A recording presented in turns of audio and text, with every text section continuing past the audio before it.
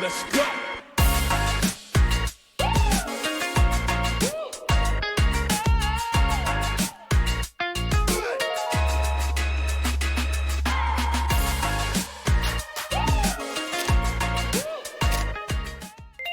Hi, everybody. This is Elena from Cultural Development, and you are listening to already the last episode of season 1 of the Bending Culture podcast. This is the show where we master the art of cross-cultural collaboration, where professionals learn how to grow and thrive in the multicultural world we live and work in today, and how to become the real global game changers. Welcome, everybody. And as I said, that is the last conversation of the season. We will take a 2-month summer break. But guys, I will be back in September to join all of you with new episodes of Bending Culture. And because it is the last episode so far, I wanted to make it a little bit different somehow. I wanted to bend culture from another angle or something. And I have had no idea how to do that, which angle it should be, how different it should be. And until I met the guest of today, and the answer just came, right? So sometimes it happens like this. So who is our guest? Bee Jeziorska. Bee works as a new product introduction lead in a huge technical multinational. What makes her, in my eyes at least, a very tech person. And I'm very scared of tech people. But she's also a very people person. So I'm not scared of her because her biggest passion is coaching people. With her master's in psychology, she is a huge believer in human potential. You know, guys, what makes Bee a perfect guest for any episode of this podcast is that she was born in Poland, she lives in UK, she works for the German company, and now a part of her job is collaborating with an Asian team, right?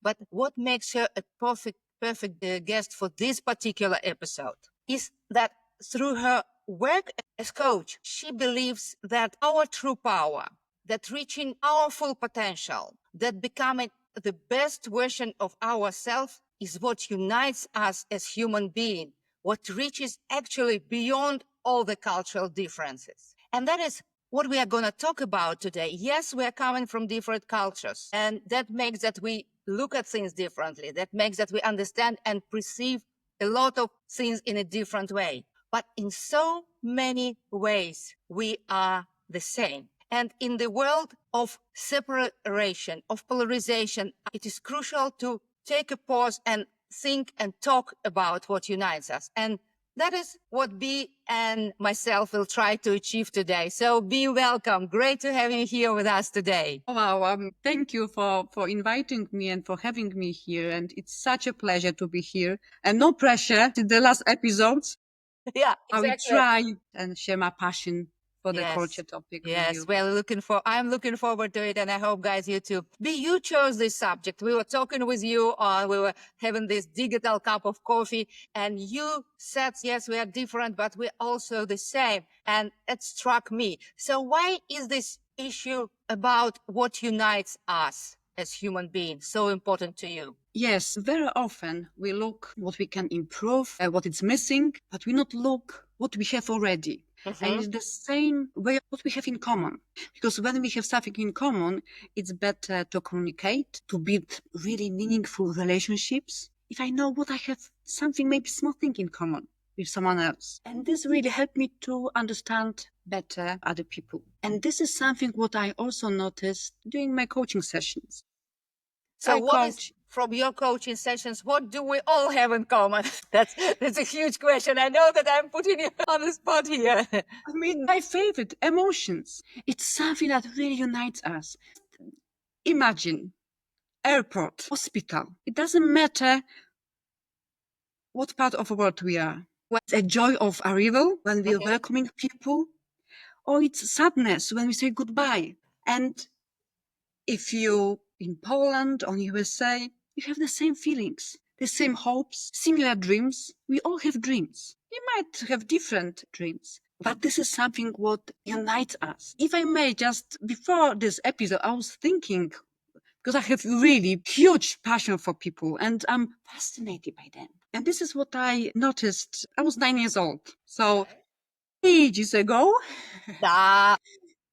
It was my first visit as a young person abroad. My uncle invited us in Germany. It was 1980, 89, so it was just after, communism ended in Poland. And it was that first time I saw the black person and in real life. So I was fascinated about this, that we look differently. But you know what? The boy was my age, I think 9, maybe 1 year younger.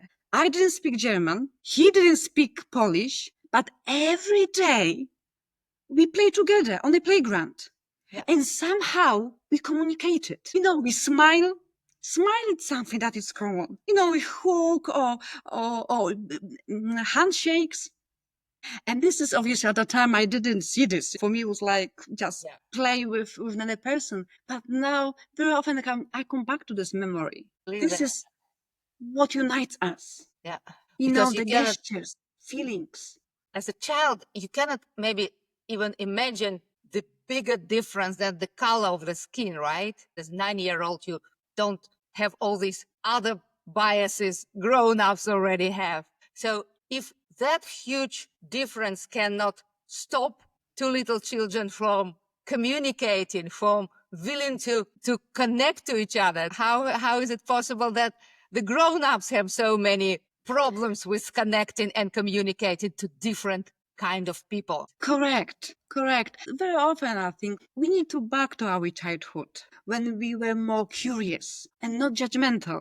We just want to know what is behind this, behavior, what stories, how they feel. And if you ask questions, and this is probably something that in the coaching common, because the main tool in coaching is asking questions. Just ask. Don't assume that you know everything about the person. So this is something very important. Being curious. Yeah.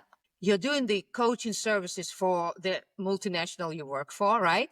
So I believe that then you're working with people from different countries, correct? Yes. And this is something that I'm really proud of and maybe a little bit selfish because I coach so far people from 20 different countries. And thanks to this experience, I learn a lot. So I feel like I benefit even more than my coaches. And again, and this is something what also I noticed, confidence. This is something that we have in common when we move into different countries. And nowadays it's quite common when you change the work, the confidence drop. It's huge. When you move to another country. I think it's human. It's normal. Because it's new country, new culture, maybe in many cases new language, even though English is probably now main language in global companies. So many different things. So you're losing your confidence. And then you doesn't matter if you come from Africa or from a Soviet bloc or from very confident United States, you still this confidence drop you experience when you move to another country? Yes. From experience, and I coach really like Argentina or Colombia or Singapore, I would say 90% or 95%, the main topic during the coaching process was how we can rebuild confidence. Oh my goodness. I thought I was only the one who is dealing with it. You know what? The same me. It's like 95% of your clients. Okay. The same me at some point. And maybe to clarify, because my clients so far was women, only. So maybe men gonna be different and so that gonna be interesting. Because that was my thought. I was like, oh my God, they're so educated, they're passionate, they have huge knowledge, they're driven. And I was like, how come you could have confidence? And then I thought about myself, me coming to this country, 20 years ago. I was like, wow, yes, it is real. And it happens to most of us. Yeah, I don't want to generalize, but most of us, this is something what happens. Do you think that the gender question, because we're talking about the tech company, right? So what I often hear from ladies in the tech business, that it's very, very macho world. It is still very masculine. It's very difficult for women to go ahead there in this technical world. Do you think that is what sinks our confidence, or is just being totally taken out of our comfort zone, like moving to a new country, getting in the new way of life? Absolutely. It's quite tricky, for me to say, because again, most of my, coaches, the female, but I think it's combination. I mean, definitely, the factor that you work for, high profile tech company, male oriented environment, and then you move to new country. This is significant factor to reduce your confidence. Yeah. No doubt. But still, I believe like new language, new environment, that you don't know what to expect. Yeah. And you won't fit. Because this is what also I believe, when you go to new country, you're losing your uniqueness. You want to be like them. And this is obviously, I'm talking more from my perspective. Yeah. When at some point I was ashamed on my English pronunciation. And how silly was that? But I have this limiting beliefs, and I was struggling because I was like, oh, why I don't sound like, British. And, I try some certain courses to sound better. No results yet, as you can see. But I'm fine with it now. However, at the beginning of my journey, that was thing that really bothered me. But the difference, Anna, is because I wanted fit. I didn't understand belonging. And now Okay. I feel I belong. What is the difference of fitting in and belonging to for you personally? If I may use metaphor, Sure. fitting, I mean, don't understand me wrong. Fitting, it's okay for the short period of time. You come into new country, you don't know what you can, what you shouldn't. You learn about other people and cultures. And also that was very interesting. I listened almost every episode of your podcast. Oh, I thank you. love it.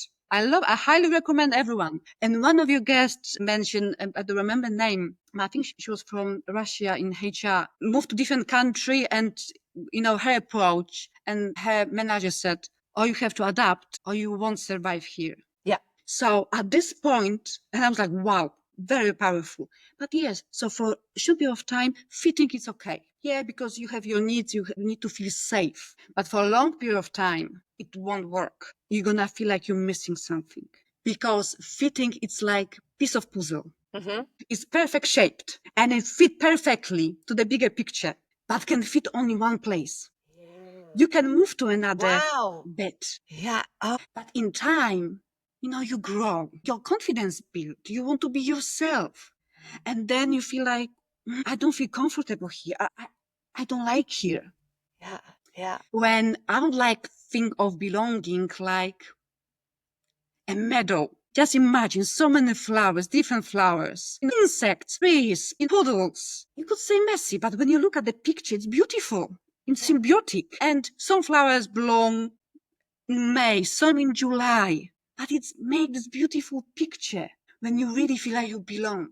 And that was shift from me and from my way of thinking. Like my accent, yes, I have Polish strong accent, but I belong because it doesn't matter for my colleagues. They still understand, I still bring value. And this is very important with belonging, that you make people seen, respected.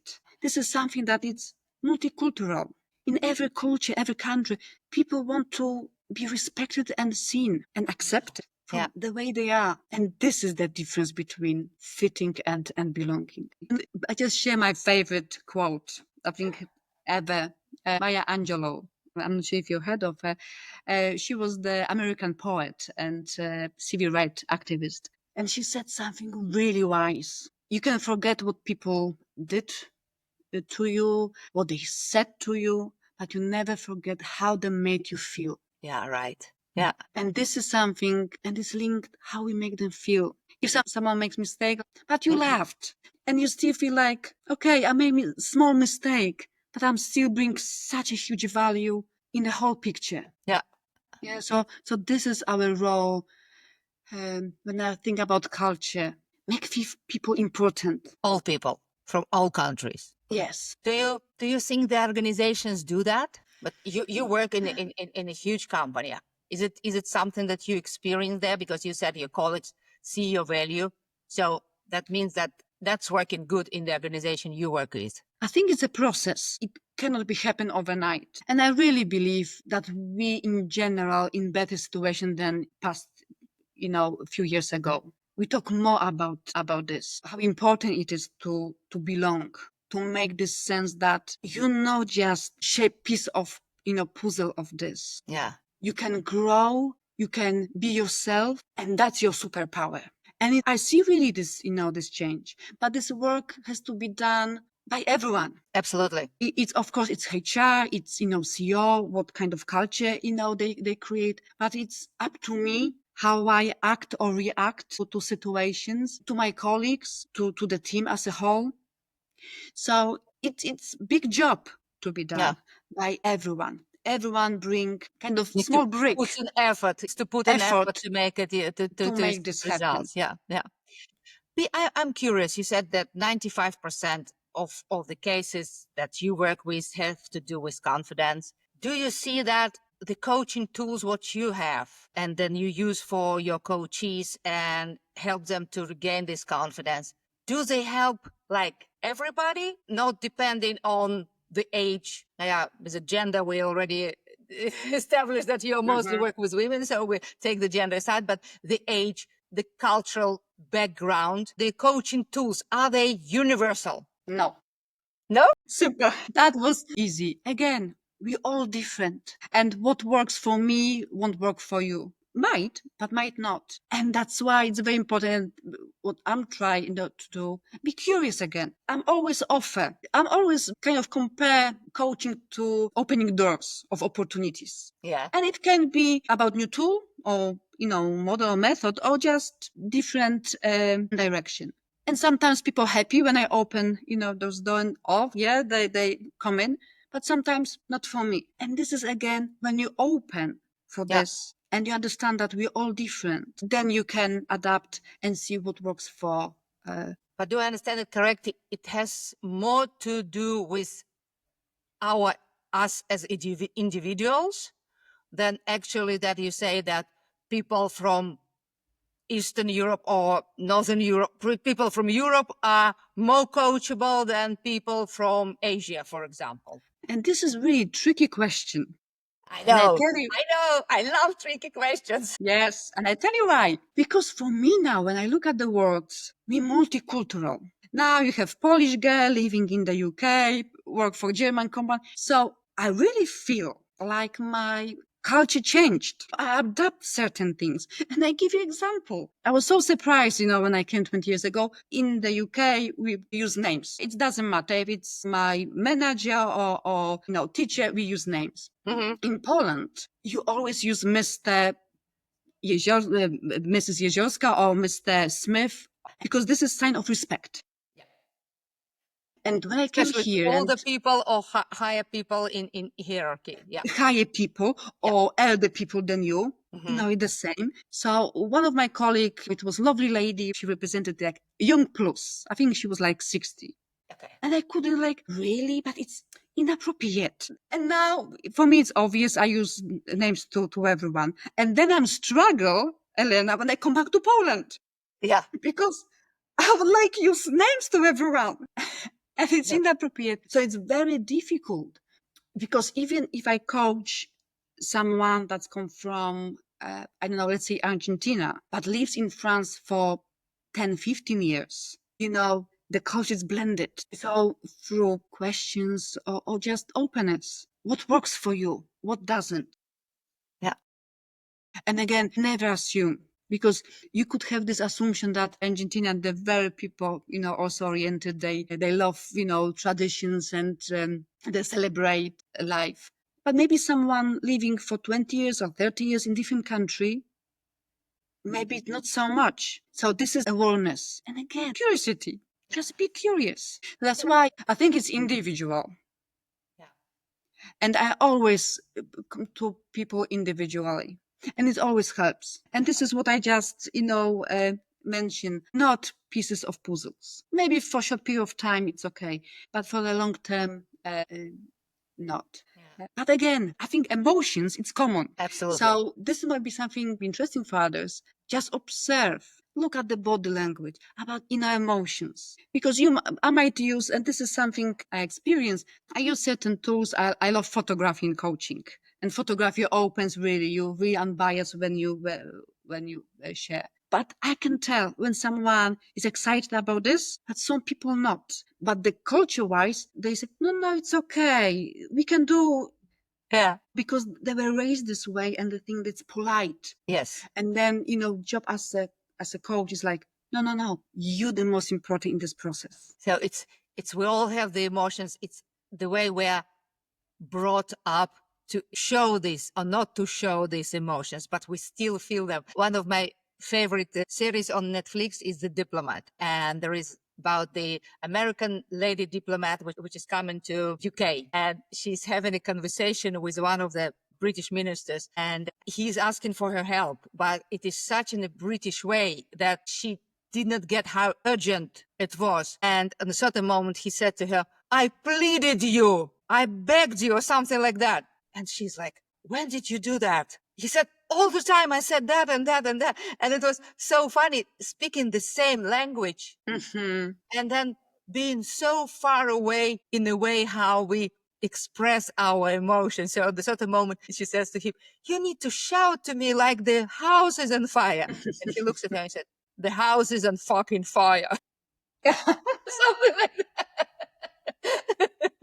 Yeah, it was really, really amazing. But but you are trained, you have a degree and you have your work experience. You are trained to see the emotion behind the facade. How the people who are not trained in it, who don't have experience, how should Argentinian people see that the German guy is emotional or angry if they are not showing it? What would be your advice for the people who are not trained in understanding the emotions and looking behind the visual signs? I think advice, it depends. When you have just one meeting with this person, it's difficult. But for me, it's in long-term relationships. It's about building meaningful relationships. And nowadays, I think it's amazing when this education is so accessible and affordable. Like listen to your podcast. You can learn a lot. Thank you. So I think it's like be a lifelong learner. Yeah. Yeah. I'm not talking about university. I spent another years to study, but there are so many amazing books. I think one book that actually connected us, the culture map. The country map, Erin Meyer, big shout out to her. She made this so approachable and understandable to everybody, actually. Exactly. So people, can read, listen. And I'm gonna just repeat. I'm sorry, but be curious. Yeah. Because some people from certain countries, they're really good at hiding or not showing emotions. Mm-hmm. But if you build really meaningful relationship, you can notice this small facial expression that tells you, something happening there. And they are Maybe universal. Smile or The facial expression, they are universal. We all show in a bigger or lesser extent, we show the same signs for anger, for joy, for gratitude. It's exactly. And this was a research, Paul Ekman, amazing psychologist.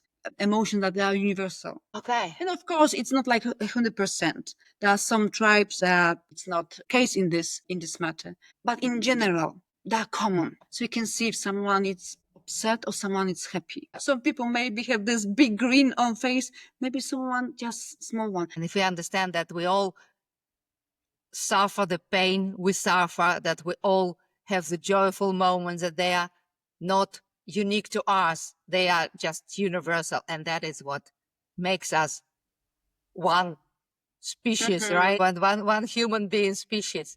Interesting. They say coaching is very fluffy business. I used to say that. It's a soft side and stuff like that.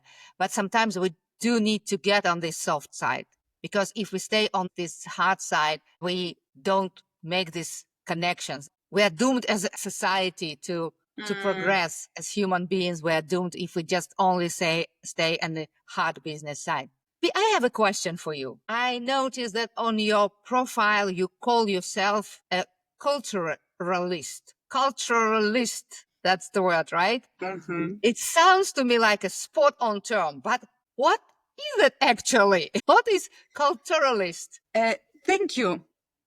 Thank you for this question. I love it because, you can talk about yourself that you're culturalist, looking at what you do, what you know.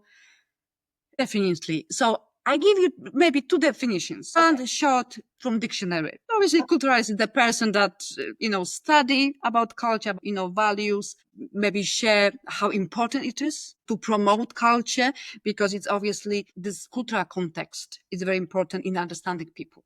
Yeah. And ideas and practices. But this is dictionary, definition. Short, sounds for me. So for me, a culturalist is a person that's deeply passionate about people, that they constantly learn about others. They want to understand. They're curious what is behind these stories, their behaviors, their emotions. For me, a culturalist, that's why the way I see myself, it's like a bridge builder between cultures. Yeah. That we unite people, sharing that it's one word. So many cultures, all belong here. So this is in my definition, and something that I mentioned before, and also job of culturalist is to make people seen and make home for everyone. Yeah. Despite whenever you come from. Because again, nowadays, we're so diverse world. Sometimes I feel like I'm talking from perspective person working for the global organization. Mm-hmm. When I just said so many immigrants, when I coached from 20 different countries, all of them were immigrants. So born different country, living in different country. And where's their home? So as a culturalist, it's your job to make them feel like this is home. Yeah. So actually, we need culturalists in every organization who is working with people from different cultures, because Absolutely. somebody who will focus on that and who will make it his or her job to build the bridges between cultures. And what you said is absolutely correct. It's all our job, right? Mm-hmm. The one who is coming, the one who is hiring, the one who is accepting the job. But it's always good to have somebody who is really on this topic. Yeah, nice. Yeah. Oh, thank you, Bee. We need to stop. We're coming to the end of this last episode, and thank you very much for sharing your story and your tips and your insights. I will never forget the metaphor with fitting in the puzzle and belonging to this meadow of colors. Thank you very much. I'm a very visual person, so it will stay with me forever. Thank you for that. Thank you, Elena. Guys, I want to thank you as well for supporting this podcast this last couple of months. Though we are having a break now, I would love to ask you to keep doing that. Check the episodes that you haven't seen yet. Do subscribe, because the followers help with the social media algorithm, and this podcast will be shown to more people. Share this episode with people like you, with the global changes, with culturalists, because if you are listening to this podcast, you are one of us, one of my tribe. So please, please, please, please support us. And I hope to see you back in September.